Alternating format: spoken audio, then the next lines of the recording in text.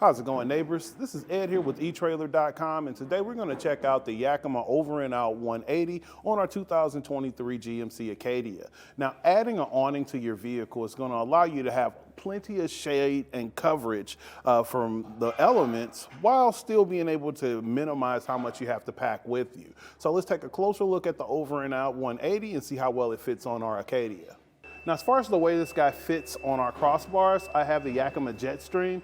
I chose the 60-inch bars just to get that additional space and hangover, but this is gonna go right down your channel. And you can see from how your bars mount to your raised rails that you're not really having to worry about anything south of your crossbars. Now, if you wanted to flip these guys over into the drop, it's gonna put you right into this space, and it may require you to come out a little farther. But the setup I have here in the rise with the brackets, I think is gonna give you the most amount of usable area.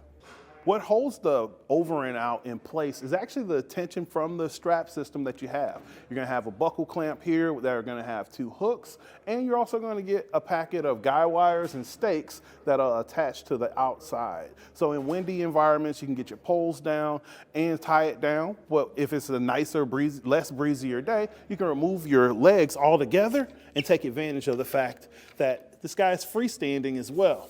Another real cool feature about that is the fact that if you wanted to add a little bit more, I guess, structure to it, you could add exterior walls that are just gonna zip along the outside.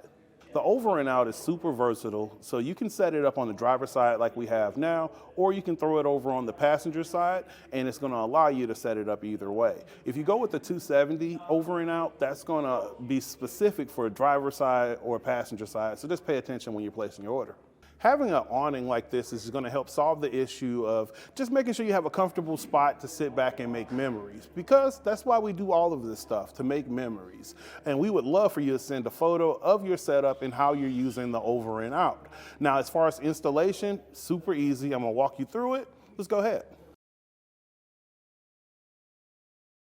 We're going to start our installation at our crossbars. First, you're going to grab your tape measure and get your crossbar spread for your T-channel on the top of your bars. This is only going to work out the box with T-channel roof racks, and you're going to need a roof rack in order to set it up. So from here, I'm going to show you how to set the hardware on the back of the OverNOut, and we'll move to the next step.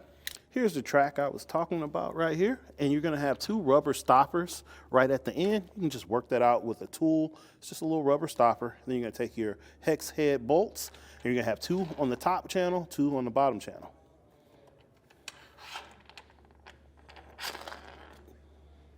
Cool thing about the bracket is the fact that you can set it for a drop or rise depending on how you would like it to attach to your bars. But the setup on the Acadia is actually best to just go ahead and have it where it's rising upward. So we're gonna line this up with our nuts, our bolts, and then we're gonna get our washer and then our nylock nuts. Now at this point, I'm just gonna hand tighten while I put the bracket together, and then I can space it for the spread that I came up with. And right now, the crossbars I have on my JetStream is right at 29 inches. So now we're gonna take our Allen head bolt, our thick washer, and our T-slot bolt. We're just gonna feed that through. You're gonna have 1 on the top and 1 on the bottom. You just wanna give yourself just enough to let it grip and still have space. So we're gonna go up and down right there. So now that we have our hardware put together, we're gonna go with our Allen head bolt, our thick washer, and our T-track bolt. We're just gonna get the thread started just enough to hold on, but giving us enough space to slide down our track. Now that once we get all of our hardware put together, we'll go ahead and measure our center point and fasten our brackets down. So now we're gonna measure for our spread. It's right at 29 inches. And I just go off of the center hole on my bracket. And once I get to that measurement, I'm gonna go ahead and fasten down my 13mm nuts. Now you have an included wrench, but it'll be a lot easier if you have a socket wrench to use it. So now we're gonna get this up on top of our vehicle. I'm just gonna prop it on the crossbar. And now I'm gonna get it aligned with my T-track.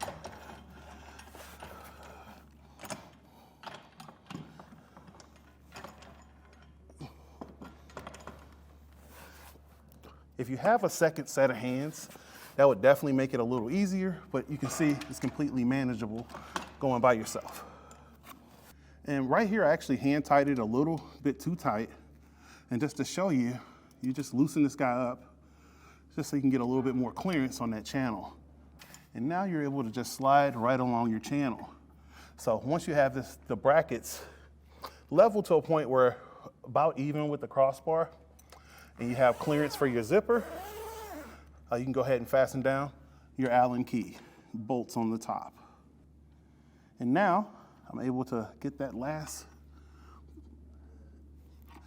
Allen head screw in. And you can see we're nice and secure onto our crossbar, and we have clearance for our zipper.